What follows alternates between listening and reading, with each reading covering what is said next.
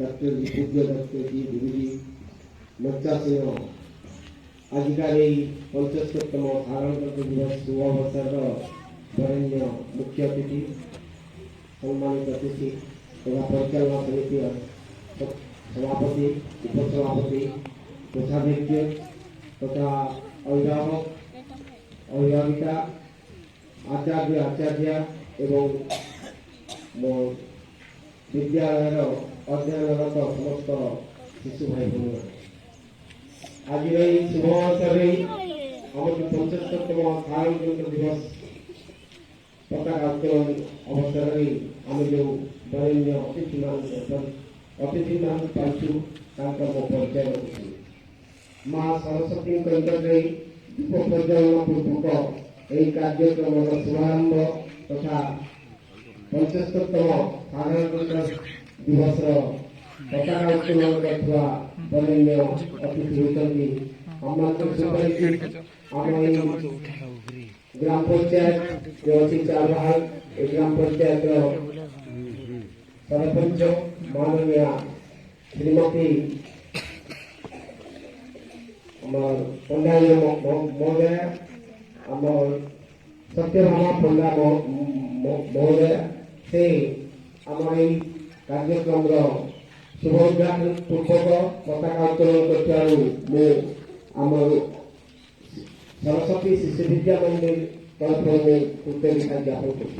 तत्सहित आम कार्यक्रम उपस्थित अच्छा माननीय श्रीयुक्त रामनारायण पंडा महंत से सरपंचर प्रतिनिधि भाव में कार्यरत अच्छा आम विभिन्न कार्यक्रम अवसर माननीय पंडाया अन्य समस्त कार्यकर्ता उपस्थित रही आमको सहयोग शुभ अवसर उपस्थित अच्छा आम परिचालना समिति अध्यक्ष माननीय श्रीयुक्त हिमांशु शेखर अवस्थी महोदय उपस्थित अच्छा परिचालना समिति उपसभापति माननीय श्रीयुक्त उग्रेश बाग महोदय उपस्थित अच्छा विद्यालय परिचालना समिति कोषाध्यक्ष आम श्रीयुक्त सुमंत कुमार सिंह महोदय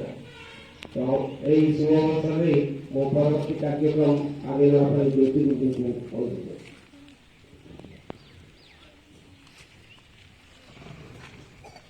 यही कार्यक्रम शुभ अवसर में माननीय मुख्य अतिथि महोदय को अनुरोध करुच्ची आम शिशु भाई बहन किसी आशीर्वाद प्रदान करवा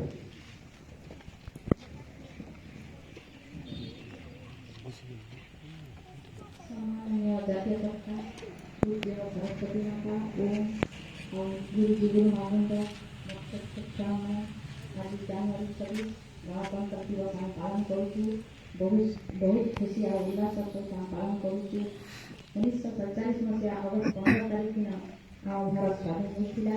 किंतु 1950 मसीहा जनवरी 26 तारीख में आमको संविधान मिलता पिला समस्ते जाच और पढ़ुच तेणु आम दिन को खुशी सहित पालन करुँ प्रत्येक स्कूल कॉलेज अनुष्ठान सबुठारे पालन हो जातीय प्रकार गीत गान करें जातीय संगीत गान करूँ पाने समस्ते नियम कानून चलो डॉक्टर अम्बेडकर आम संविधान आनी स्कूल को 2 वर्ष आसुचे प्रत्यावर्तन करुचे बहुत खुशी लगुचे भगवान की आम प्रार्थना करूँ फूल नैवेद्य दूसु बहुत शिशु मंदिर संस्कार बहुत बढ़िया अच्छे पिला भल कर पढ़ एति मोर वक्तव्य शेष कर बहुत बहुत धन्यवाद माननीय मुख्यमंत्री बाणी आम जीवन में पाथेय करवा यही आशा रखी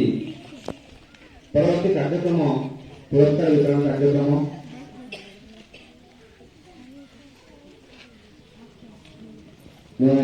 जो भाई बहन